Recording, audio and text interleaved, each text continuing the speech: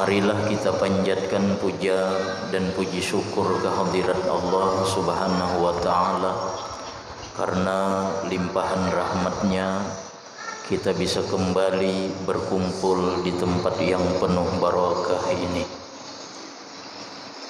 Salawat dan salam tak lupa kita haturkan kepada junjungan kita Nabi besar Muhammad sallallahu alaihi wasallam beserta keluarga beliau, sahabat-sahabat beliau, zuriat-zuriat beliau ila yaumil qiyamah. Faslun ay hadza faslun. Bermula ini suatu pasal. Wa yanbaghi lil murid alla yazalla ala taharati wa kullama ahdasa tawadda'a wa shalla rak'atain. Dan seyogianya bagi orang yang hendak makrifah kepada Allah, dan seyogianya bagi orang yang hendak dekat dan menjadi kekasih Allah, alla yazala ala taharatin, bahwa hendaklah ia senantiasa dalam keadaan suci. Orang yang hendak dekat dengan Allah, maka hendaklah dia senantiasa terus-menerus dalam keadaan taharah, dalam keadaan suci. Wa kullama ahdasa tawadda'a, dan manakala dia berhadas, tawadda'a, hendaklah dia berwudu. Orang yang hendak menjadi kekasih Allah, dia memelihara daripada wudu, memelihara dari kesucian. Wa shalla rak'atain, dan sesudah itu salat 2 rakaat, sembahyang sunat wudu.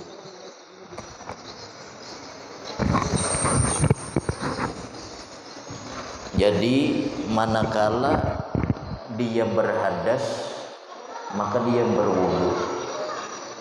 Bila berhadas kemudian berwudu lagi, sampai seterusnya dia berada dalam keadaan taharah, dalam keadaan suci. Setiap kali dia berwudu, sesudah itu salat sunat 2 rakaat, yaitu salat sunat wudu.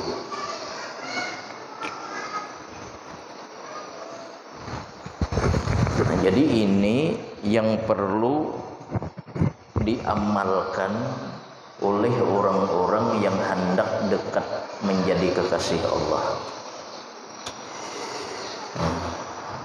Orang yang mengakali wudu ini, kata para ulama, setidaknya dia mendapat beberapa keutamaan. Orang yang memelihara wudu, pertama, dia berada dalam keadaan dirahmati oleh Allah, orang suci. Yang kedua, dia berada dalam keadaan dicintai Allah. Innallah yuhibbut tawwabin wa yuhibbul mutatahhirin. Sesungguhnya Allah mencintai orang yang taubat dan mencintai orang yang mensucikan diri. Yang kedua. Yang ketiga, orang yang mengakali wudu, dia selalu dikelilingi oleh malaikat rahmat. Jadi orang yang berada ketika suci terus menerus, dia dikelilingi malaikat rahmat. Dan keutamaan lagi, orang yang menjaga wudu dia terhindar dari maksiat. Jadi orang-orang yang sulit menghindari maksiat, maka hendaklah dia mengekali wudu. Bila batal berwudu lagi, bila batal berwudu lagi. Orang yang mengekali wudu dia juga terhindar dari berbagai macam sihir. Dan kemudian dia mendapatkan ampunan dari Allah. Ada hadis Nabi, barang siapa berwudu ketika dia berkumur-kumur, maka keluarlah dosa yang ada di mulutnya. Ketika dia memasukkan air ke hidung, dia keluarkan, maka keluarlah dosa-dosa yang ada di hidung. Ketika dia mencuci muka, airnya itu menggugurkan dosa-dosa yang ada di anggota-anggota wudu.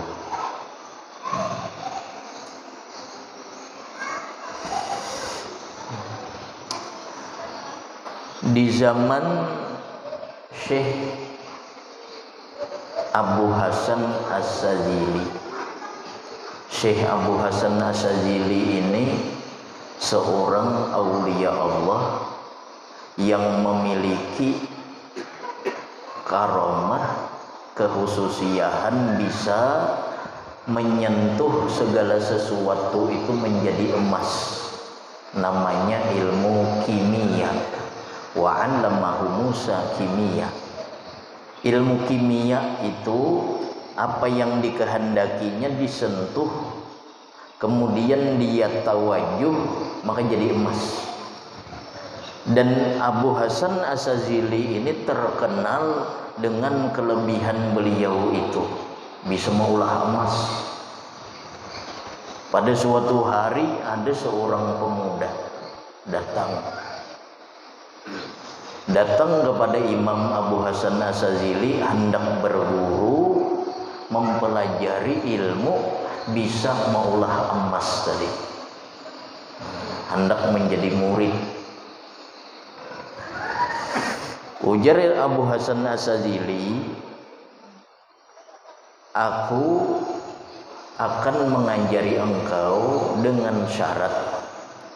Pertama, engkau kuberi perintah selama 1 tahun tidak batal wudu.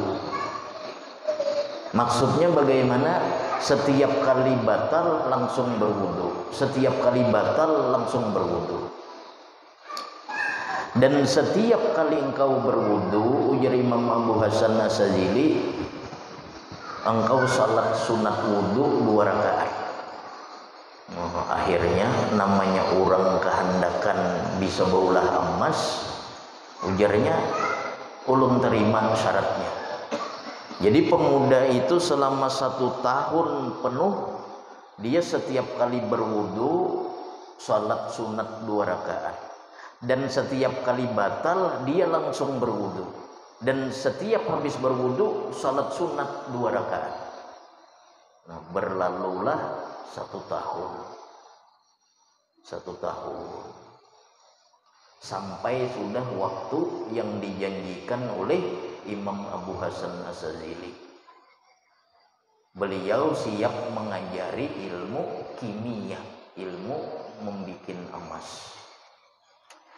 Nah, ketika dia hendak berangkat ke tempat Imam Abu Hasan, dia batal, lalu hendak berwudu.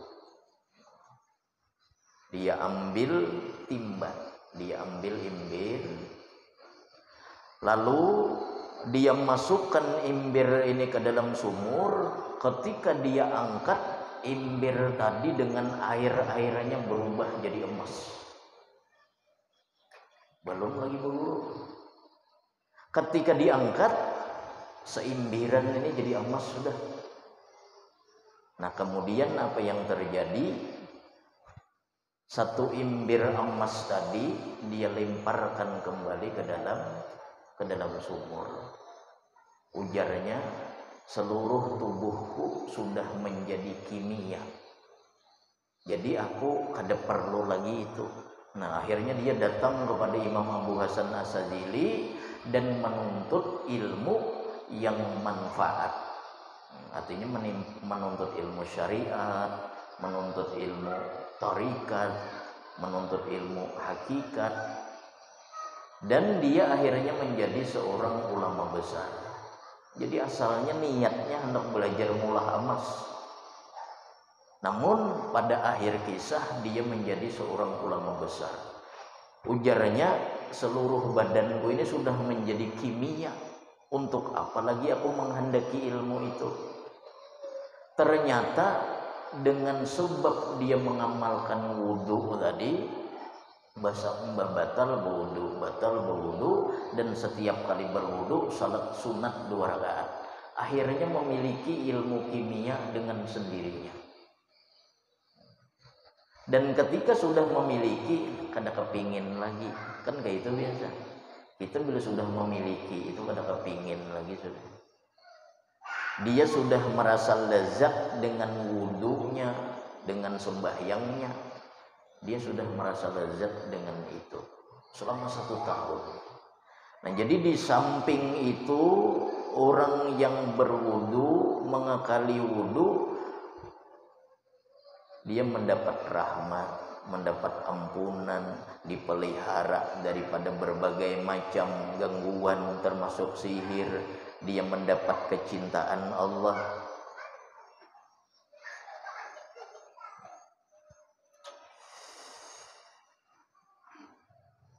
Wa in kana muta'ahila, dan jikalau dia seorang yang memiliki keluarga, orang yang hendak menuju Allah nih, orang yang hendak menjadi kekasih Allah, dia orang yang memiliki keluarga, maksudnya istri.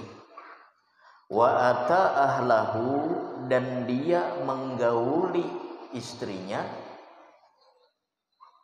falyubadir bil ightisal minal janabati fil waqti, maka hendaklah dia bersegera dengan mandi jenabat pada waktu itu. Ini berhubungan badan junub, maka langsung mandi itu. Itu hendak mau ulangi, kada apa-apa lagi mandi ulang. Karena ada hadis Nabi, la yadkhulul malaikatu bayyitan fihi junubun, tidak akan masuk malaikat ke dalam rumah yang di dalam rumah itu ada orang junub. Ada hadis Nabi itu. Nah, maka orang yang hendak menjadi kekasih Allah ini, apabila dia memiliki istri dan ia gauli istrinya, hendaklah langsung segera mandi pada waktu itu juga. Wala yamkusu junuban, dan janganlah dia berdiam hal keadaan junub. Kan supaya sigar badan, hendak beribadah sesudah itu nyaman. Amun nang junub itu kada mandi, badan itu layu. Supaya sigar maka mandi langsung. Wa yasta'inu ala dawami taharati biqillatil akli, dan dia menjadikan pertolongan atas mengekali suci itu biqillatil akli, dengan sedikit makan. Ini orang yang hendak mengekali wudhu ini, untuk menolong supaya dia bisa mengekali wudhu, maka hendaklah menyedikiti makan. Karena bila banyak makan, rancak batal. Karena kulir, apalagi dingin harinya. Nah, jadi sedikit makan.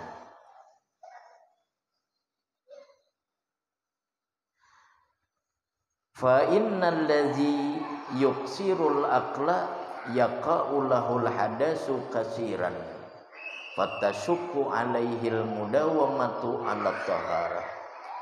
Maka bahwasanya orang yang memperbanyak makan, terjadi bagi dirinya itu hadas lebih banyak. Terjadi hadas itu lebih banyak, sering ke WC. Fatashukku alaihil mudawamatu ala taharah, maka sulit atasnya mengekali atas keadaan suci. Orang banyak makan sering batal, banyak minum rancak bahamih batal juga. Nah, jadi untuk membantu seseorang itu bisa mengekali daripada wudu, hendaklah mempersedikiti makan. Karena orang yang banyak makan sulit memelihara wudu itu terus menerus. Wa fi qillatil akli aidan ma'unatun 'ala sahri wa huwa min akadi wazaifil iradah. Dan pada mensedikiti makan juga menolong atas bangun tengah malam. Wahwa, dan itu bangun tengah malam, min akadi wazaifil iradah, termasuk daripada sepaling kuat pekerjaan-pekerjaan yang mendekatkan diri kepada Allah. Bangun malam, sembahyang malam, itu amalan yang paling kuat untuk mendekatkan diri kepada Allah. Kenapa? Karena ketika malam itu Allah yang menyuruh. Jadi setiap malam itu Allah berfirman, aina sa'ilun, mana orang-orang yang meminta, fas'alu, maka minta, ujar Tuhan. Kalau siang kita hendak meminta, sedangkan malam Allah nang menyuruh meminta. Jadi berbeda kita nang meminta dengan Allah nang menyuruh. Aina mustalfiun, di mana orang-orang yang memohon ampunan, ujar Tuhan. Mana orang-orang yang memohon ampunan, maka minta ampunlah malam ini. Nah, itu setiap malam. Kalau siang kita membaca istighfar, minta ampun, itu kita nang hendaki. Sedangkan malam Allah nang menyuruh, mana orang-orang yang hendak minta ampun aku ampuni. Mana orang-orang yang hendak meminta, hendak berdoa, maka berdoalah aku kabulkan. Jadi malam hari itu, bangun malam, sembahyang malam, berzikir malam, itu adalah sepaling kuat pekerjaan atau amalan yang mendekatkan diri kepada Allah.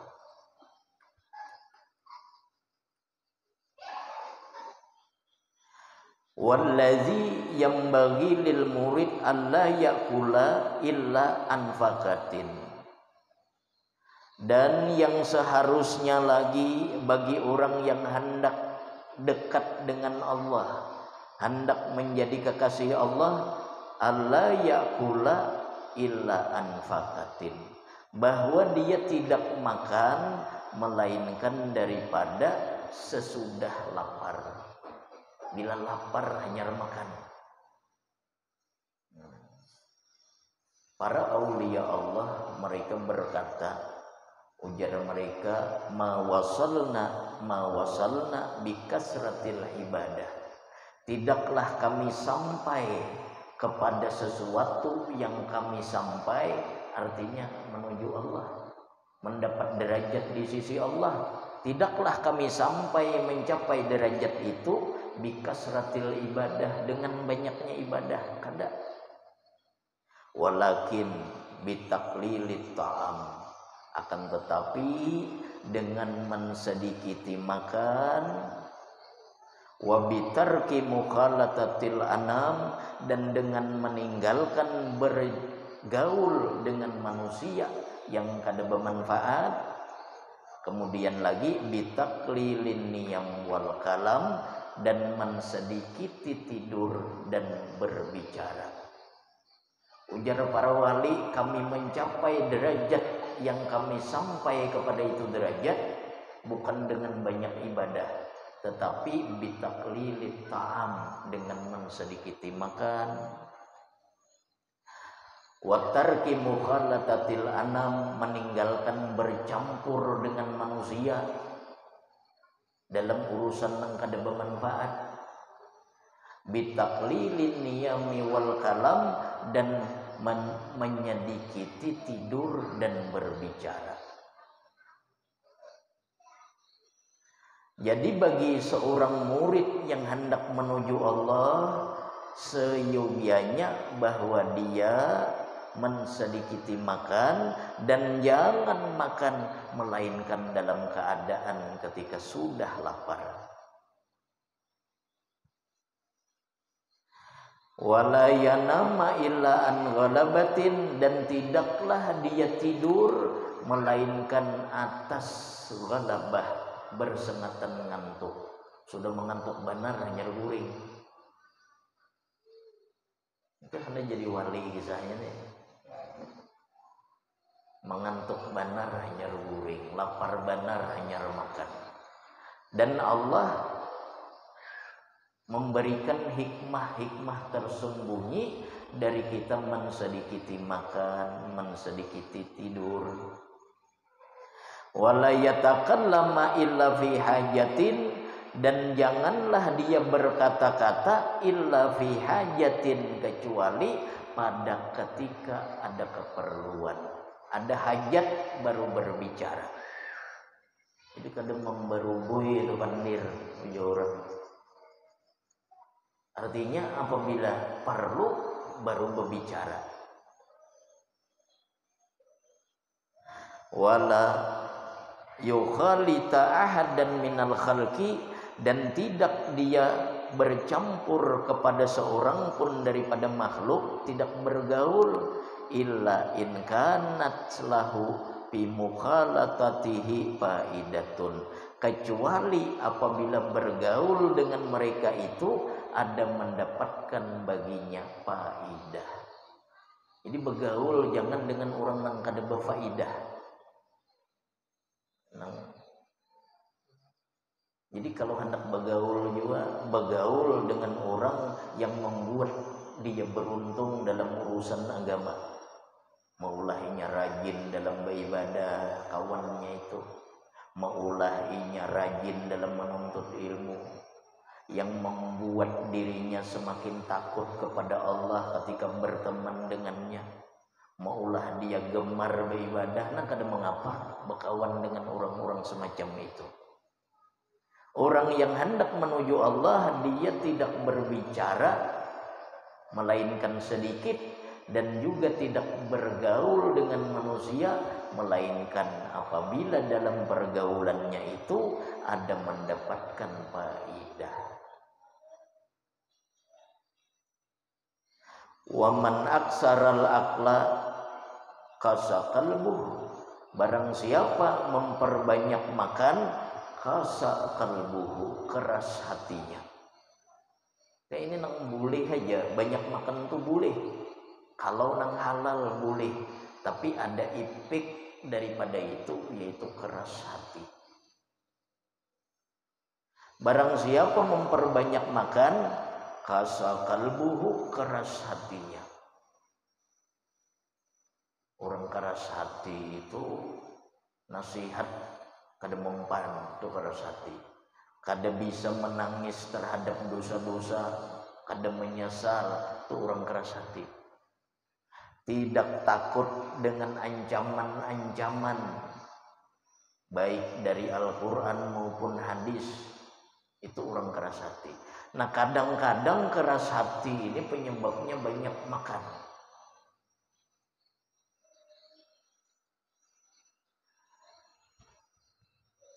Wasakulat jawarihuhu anil ibadah, dan orang yang memperbanyak makan itu berat anggota badannya dalam beribadah. Orang tuh banyak makan ngalih ya ibadah lagi. Orang menguap aja lagi yang guring. Kita rasakan misal orang bulan Ramadan itu habis pas buka puasa itu banyak makan dengan sedikit. Lihati waktu tarawih ya. Bila nang banyak makan ini duduk dahulunya. Bila imam baca surah hanya berdiri. Kenapa? Dipulnya sudah berdahulu. Namun di rumah sembahyang seorang berunjur-unjur dahulu istirahat, banyak istirahatnya. Barang siapa banyak makan, qasa qalbuhu, keras hatinya. Wasaqulat jawarihuhu, dan berat anggota badannya anil ibadah, daripada beribadah.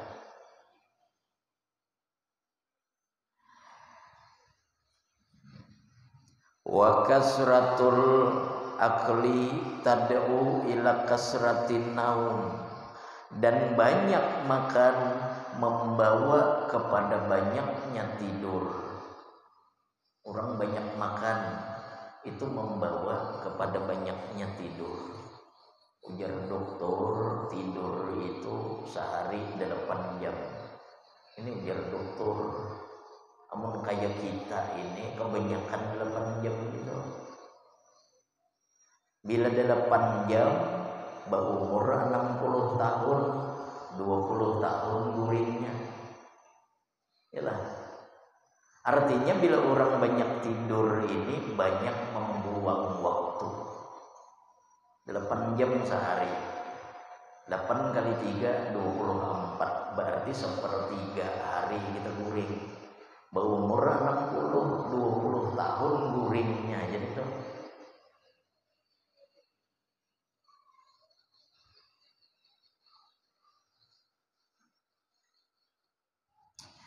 Wa kasratul akli tad'u ila kasratin naum wal kalam. Dan banyaknya makan itu membawa kepada banyaknya tidur dan banyaknya berbicara. Kanyang parut, banyak bepandir aja lagi. Nah, jadi banyak makan ini bisa keras hati dan membawa banyak tidur serta banyak bicara. Wal muridu idza kasura naumuhu wa kalamuhu sarat iradatuhu suratan la hakikatan laha.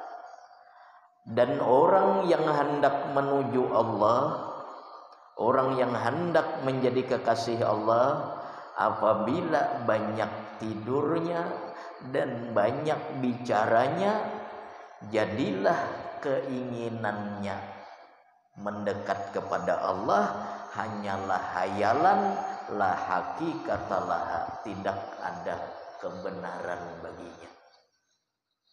Orang tuh hendak menuju Allah, banyak makan, lalu akhirnya banyak tidur, banyak berbicara. Banyak tidur, banyak berbicara. Maka keinginannya menuju Allah itu hanyalah hayalan, bukan kenyataan baginya. Kayak hendak dekat kepada Allah, beribadah malas.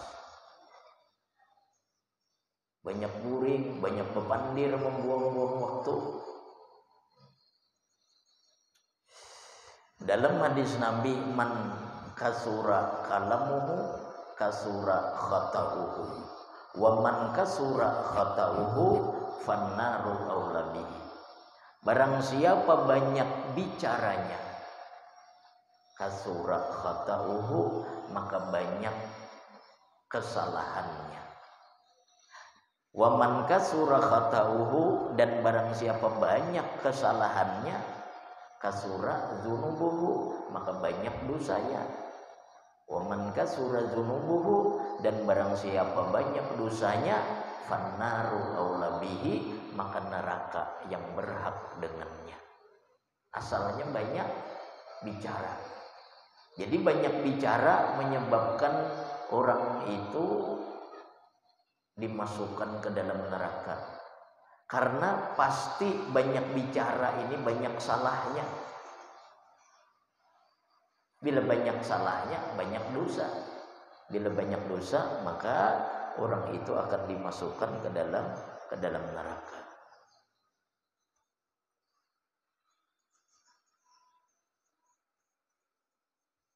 Nah, jadi seorang murid yang hendak berjalan menuju Allah, dia hendaklah tadi memelihara kesucian dirinya terus menerus. Artinya bila batal berwudu.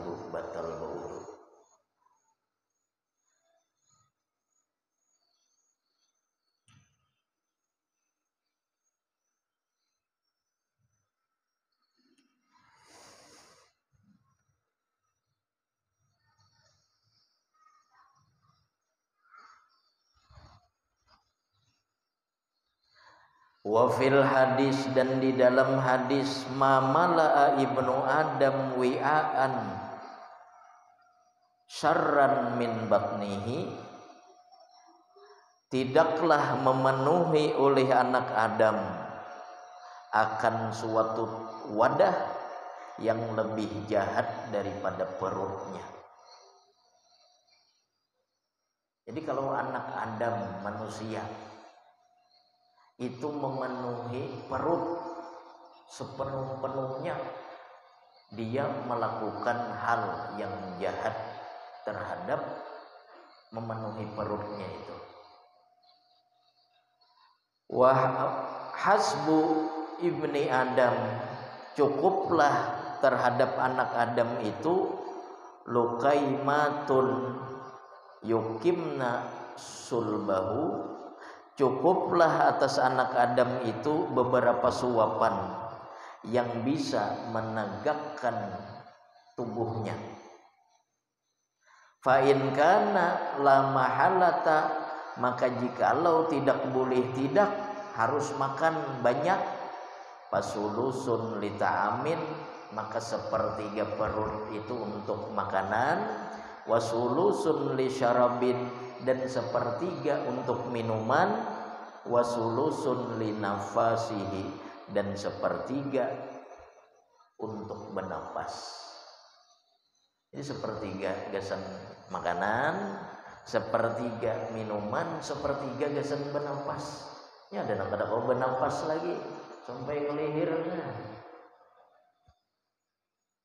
Ada kau bernapas lagi.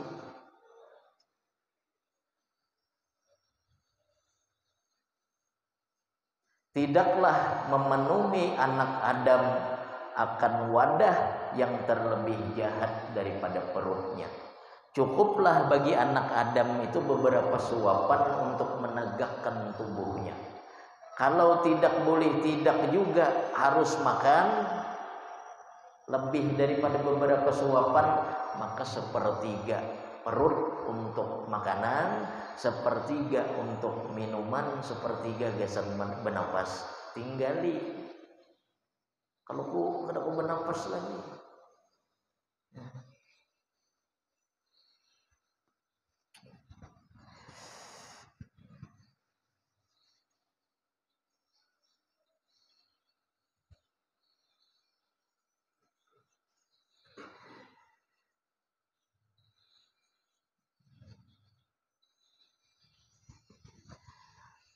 Bahkan tadi wa fikilatil akli, dan pada sedikit makan itu ma'unatun alas sahar, itu menolong bangun malam. Jadi orang-orang yang kadakawa bangun malam, kadakawa terus menerus, maka cobai kurangi makan. Ini salah satu cara menolong supaya bisa terus menerus bangun malam. bangun malam ini tadi adalah amalan yang paling cepat mendekatkan diri kepada Allah. Pertama, sedikiti makan. Ini dahulu. Yang kedua, siang jangan terlalu lapar. Namun terlalu lapar siang, kada kau bangun malam juga enak, biar sedikit makan. Siang ke kebun, tengah hari main badminton ya. Kaina sore main futsal pula. Nah itu kada bangun malam kawa aku aja wajar aja mau kelapahan. Jadi pertama sedikit makan, yang kedua siang jangan kelelahan, yang ketiga siang itu ada tidur. Tidur sedikit. Di dalam agama disebut tidur qailullah. Tidur sedikit antara waktu hendak zuhur, mulai jam setengah 11 lah, tidur sebentar sampai kena hendak zuhur. Ini ngarannya qailullah. Nah ini juga membantu agar orang itu bisa bangun malam. Nangka 4, menghindari daripada melakukan dosa di siang hari. Bila melakukan dosa juga di siang hari, hendaklah tobat lakas-lakas. Karena orang-orang yang tidak bisa mengakali bangun malam untuk beribadah, orang-orang yang siang itu melakukan maksiat. Ada orang datang kepada Khatim As-Sam. Khatim As-Sam ini seorang wali Allah. Ujarnya, wahai Syekh, aku ini hendak mengamalkan bangun malam. Siang ini sudah mempersiapkan air. Kan zaman dahulu itu air itu harus dicari. Jadi sudah menyiapkan air, sudah macam-macam sudah dipersiapkan supaya kawa beribadah bangun malam terus menerus. Tapi ujarnya, bagaimanapun aku mengusahakan supaya aku bangun malam untuk beribadah kada kawa. Ujar beliau, dzunubuka qayyadatka, dosa-dosa engkau mengikat diri engkau. Kadang penyebab kita kada kawa bangun malam itu siangnya itu ada melakukan dosa. Nah, jadi orang yang hendak mengakali bangun malam terus menerus, maka 4 ini usahanya. Menyedikiti makan, kemudian sesudah menyedikiti makan jangan terlalu lapar. Yang ketiga, sesudah jangan terlalu lapar, ada tidur sebentar. Qailullah. Yang keempat, menghindari maksiat di siang hari itu. Nah ini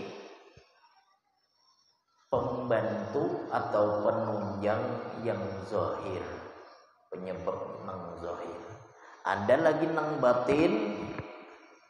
Ketika sebelum tidur, hendaklah menghilangkan di hati ini daripada berkeinginan jelek terhadap kaum muslimin.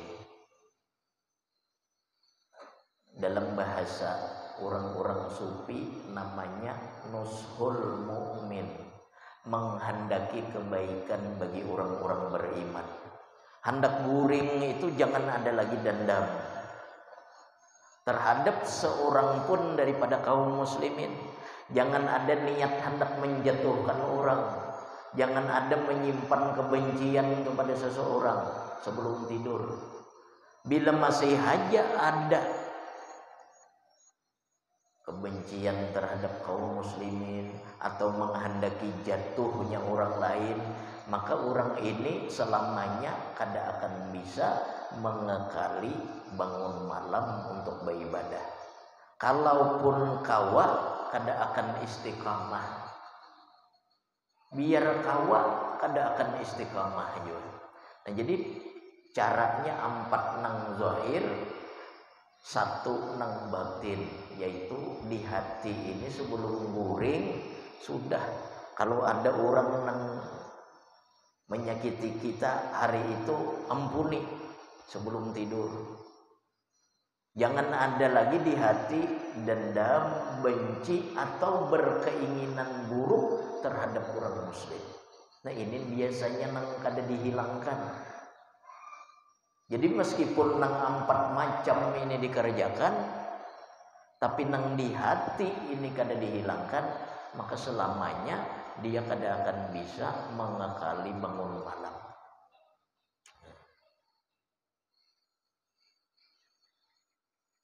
Nah, jadi sedikit makan, sedikit tidur, sedikit bergaul dengan manusia kecuali ada manfaatnya, kemudian sedikit berbicara. Nah, para aulia Allah itu mereka menjadi kekasih Allah bukan karena banyak ibadah, tetapi memelihara nang 4 ini. Taklilul kalam, sedikit bicara. Tarku mukhalatatil anam, meninggalkan bercampur dengan manusia. Taklilut ta'am, sedikit makan. Taklilun niyam, sedikit tidur.